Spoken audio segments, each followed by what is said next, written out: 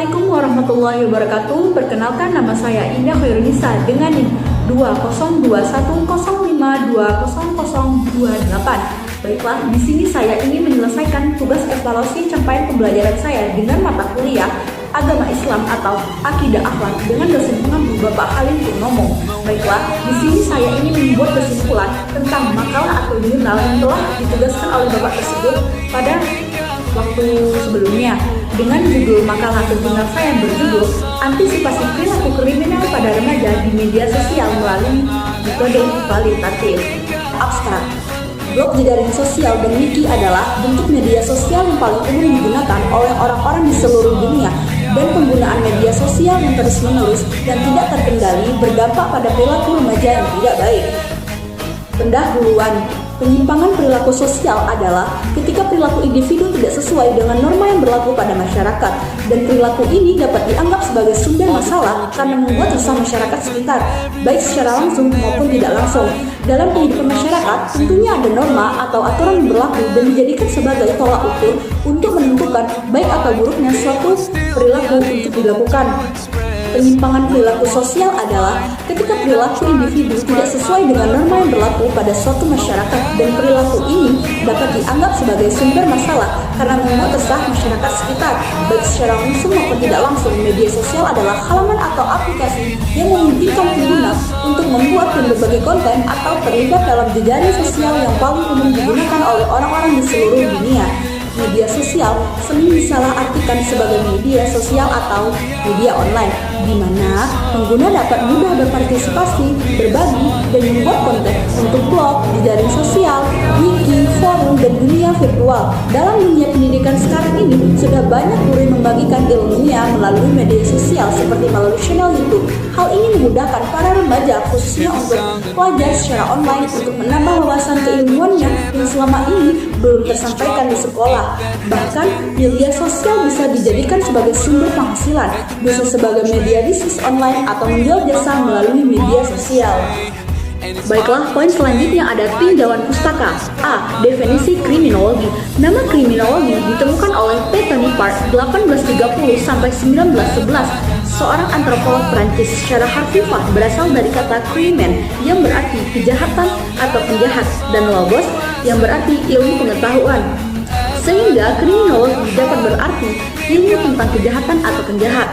Michel dan Adler menyatakan kriminologi adalah gambaran menyeluruh tentang perilaku dan sifat penjahat lingkungan mereka dan cara mereka diperlakukan secara resmi oleh institusi ketertiban umum oleh anggota masyarakat. Sedangkan Wood merumuskan kriminologi mencakup semua pengetahuan yang diperoleh berdasarkan teori atau pengalaman yang berkaitan dengan perbuatan jahat dan penjahat, termasuk reaksi masyarakat terhadap perbuatan jahat dan penjahat. Selain itu, Wolfgang, Savitt, dan Johnston dalam The Sociology of Crime and Delinquency memberikan definisi kriminologi sebagai kumpulan pengetahuan tentang kejahatan yang bertujuan untuk memperoleh pengetahuan dan pemahaman tentang gejala-gejala kejahatan dengan mempelajari dan menganalisis secara ilmiah pernyataan, keseragaman, pola, dan faktor penyebab yang berkaitan dengan kejahatan, perilaku kejahatan, dan reaksi masyarakat terhadap keduanya berdasarkan beberapa pandangan ahli tentang pengertian kriminologi, tanpa bahwa mereka memiliki kesamaan atau yang lain, meskipun variasi bahasa dan ekspresi berbeda. Tetapi perbedaan tersebut tidak mempengaruhi esensinya sebagai ilmu yang berorientasi pada kejahatan, mencari tahu mengapa orang menjadi jahat serta bagaimana melakukannya. B. Faktor yang mempengaruhi, yaitu lebih jauh lagi, pola asuh yang penuh kekerasan seringkali memberikan model dan dapat membawa siklus kekerasan ke generasi berikutnya. Faktor resiko orang tua, seperti latar belakang, keluarga psikopatologis, Bartol dan Bartol 2014. Anak dari orang tua yang depresi, terutama ibu, berisiko tinggi mengalami berbagai masalah sosio-emosional dan perilaku terhadap antisosial, deregulasi emosional, dan perkembangan kognitif yang buruk. Faktor psikologis perilaku kriminal dapat disebabkan oleh empati yang rendah. Empat afektif yang rendah dihipotesiskan menjadi pusat psikopati, yang merupakan kombinasi dari faktor psikologis dan perilaku yang terkait dengan meningkatnya kecenderungan perilaku antisosial dan kekerasan karena terdiagnosis sebagai conduct disorder terhadap perilaku yang menyimpang dari norma hukum. Menurut teori ini, individu tidak dilahirkan dengan kecenderungan untuk melakukan kekerasan, tetapi sebagai hasil dari pengalaman sosial. Ketika individu mengamati orang lain model menerima penghargaan atau hukuman untuk perilaku tertentu, individu cenderung berubah. C. Media sosial.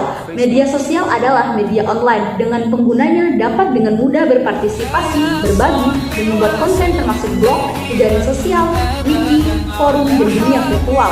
Dampak positif dari media sosial adalah memudahkan kita untuk berinteraksi dengan banyak orang, memperluas hubungan, jarak, dan waktu tidak lagi menjadi masalah. Tidak. Untuk mengekspresikan diri, penyebaran informasi dan berlangsung dengan cepat, biaya lebih murah. Sedangkan dampak negatif media sosial adalah menjauhkan orang yang dekat dan sebaliknya. Interaksi tatap muka cenderung berkurang, membuat orang kecanduan internet, menimbulkan konflik dan masalah pribadi. Poin selanjutnya adalah metode. Penelitian ini menggunakan jenis penelitian kualitatif. Metode dalam penelitian kualitatif ini adalah metode penelitian kepustakaan, yaitu penelitian kepustakaan secara ilmiah dan sistematis yang terdiri dari pengumpulan sumber-sumber kepustakaan yang berkaitan dengan topik atau tujuan penelitian yang ingin dicapai. Tujuan dari penelitian kualitatif itu sendiri adalah untuk mendeskripsikan objek penelitiannya. Artinya, penelitian kualitatif adalah penelitian yang menghasilkan data deskriptif untuk menggambarkan objek yang diteliti. Ada 4 langkah dalam penelitian kepustakaan. Yang pertama, peralatan seperti pensil, pulpen, atau alat tulis lainnya. Yang kedua, menyusun daftar pustaka kerja, yaitu catatan berupa sumber-sumber kepustakaan. Yang ketiga, mengatur waktu. Dan yang keempat, membaca dan membuat catatan-catatan penelitian. Sumber literatur dari penelitian ini adalah artikel yang diunduh melalui Google Scholar dan terkait dengan topik penelitian ini. Kemudian dibaca dan diteliti. Sumber literatur dan penelitian ini adalah yang diunduh melalui media Scholar tersebut dengan topik penelitian ini, kemudian dibaca dan diteliti.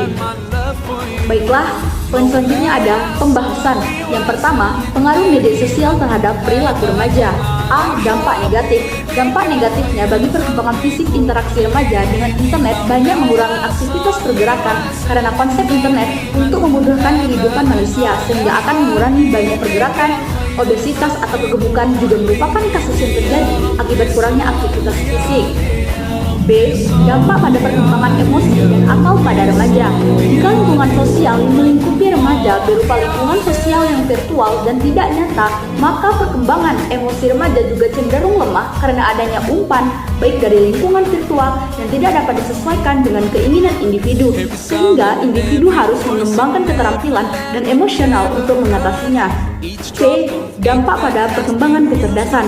Beberapa ahli menyelidiki pengaruh internet dalam memperlambat kecerdasan karena internet tidak dapat dipisahkan dari kehidupan sehari-hari di lingkungan rumah atau generasi sebelumnya. Baiklah, poin yang terakhir adalah kesimpulan. Pengaruh penggunaan media sosial yang tidak baik memicu terjadinya kejahatan pada remaja karena media sosial yang tidak digunakan dengan baik dapat menimbulkan perilaku asusila seperti pencemaran nama baik, berbicara tidak senonoh, berbohong, memicu perselisihan, hingga terjadi penganiayaan hingga pembunuhan. Karena kurangnya pendamping dan pengawasan orang tua, mereka kurang berhati-hati dalam mengasuh anaknya dalam menggunakan media sosial. Ada sanksi pidana yang akan diterima bila Anda telah melakukan tindak pidana yang berakibat merugikan orang lain. Faktor penyebab terjadinya tindak pidana remaja berasal dari faktor internal ataupun eksternal dalam diri anak itu sendiri, dan juga faktor eksternal yaitu faktor yang muncul dari luar seperti sosial ekonomi dan ketidakharmonisan keluarga. Baiklah, sekian pemaparan kesimpulan dari saya tentang kesimpulan dari makalah atau jurnal yang berjudul Antisipasi Perilaku Kriminal pada Remaja di Media Sosial melalui Metode Kualitatif. Lebih dan kurangnya saya mohon maaf. Akhirul kalam, bila taufiq wal hidayah wa ridha wal inayah. Wassalamualaikum warahmatullahi wabarakatuh. Ila liqa.